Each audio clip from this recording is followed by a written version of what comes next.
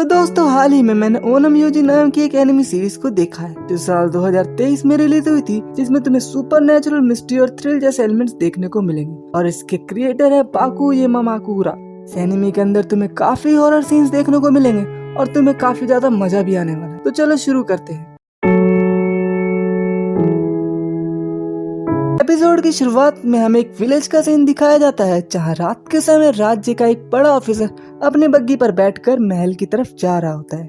Officer को काफी जल्दी होती है। वही हमें बग्गी के बैल को डरा हुआ दिखाया जाता है।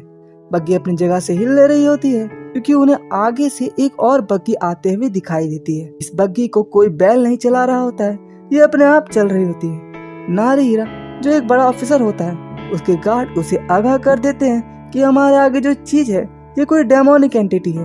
वही नारीहीरा की बग्गी का बैल बौखला जाता है, जिससे बग्गी जमीन पर गिर जाती है और साथ ही नारीहीरा भी जमीन पर होता है। इस डेमोनिक बग्गी में एक औरत बैठी होती है, जिसके हाव भाव से वो काफी डरावनी लग रही होती है। अब नारीहीरा उससे पूछता है कि तुम्हें क्या चाहिए।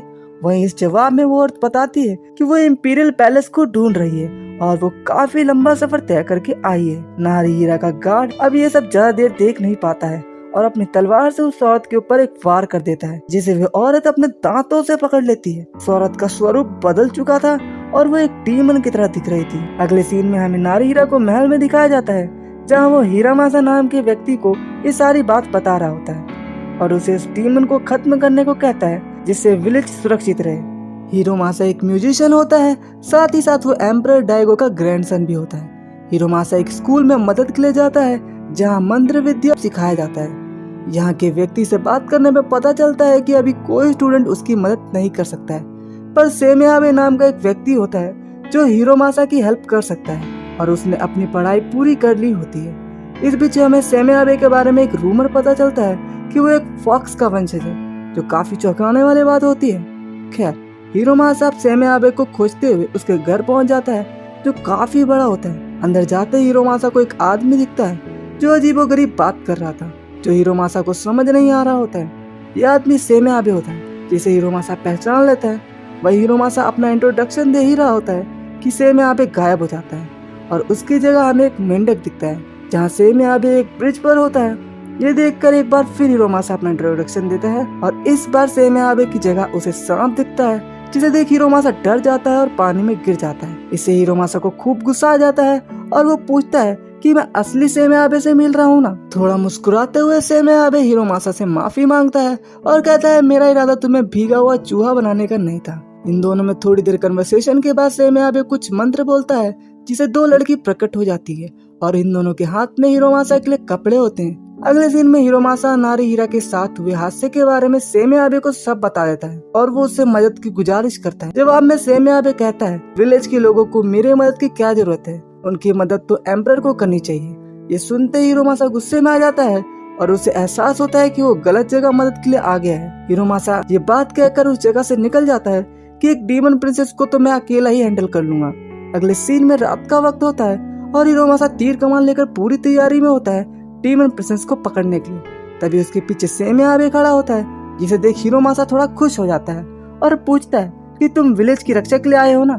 जवाब में सेमियाबे का कहना होता है कि वो यहाँ डीमन प्रिंसेस को देखने आया। अब सेमियाबे सड़क पर कुछ डंडे जैसे चीजों को जमीन पर गाड़ देता है, जिन पर कुछ बंधा होता है। कुछ समय बाद डीमन प्रिंसेस अपने बग्गी पर सवार वहाँ पहुँच जाती है और रुक जाती है।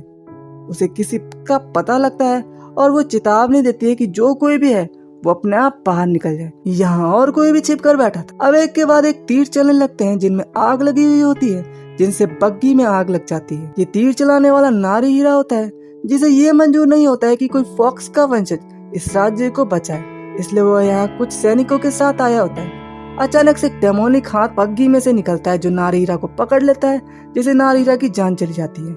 वहीं दो डेमोनिक डॉग हिरामासा पर हमला कर देते हैं, पर उसे कोई चोट नहीं पहुंचाते हैं।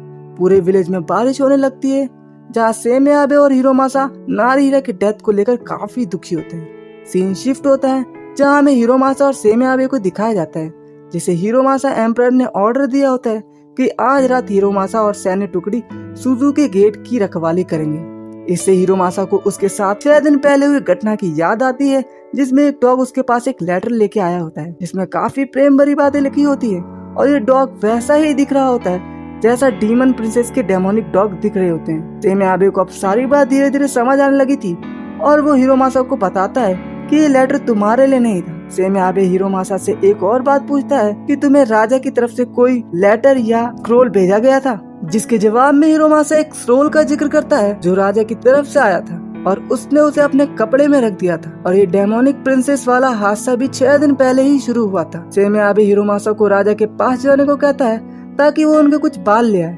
सीन शिफ्ट होता है जहाँ रात का समय हो गया होता है और यहाँ सेमे आबे और हिरोमासा दोनों मौजूद होते हैं।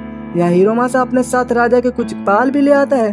तब हिरोमासा राजा से बाल मांग रहा होता है तो राजा खुशी से अपने बाल दे देता है, जो हिरोमासा को कुछ और लगता है। सेमे आबे समझ जाता है ये जो कुछ भी हो रहा है सब राजा के पास से संबंधित है।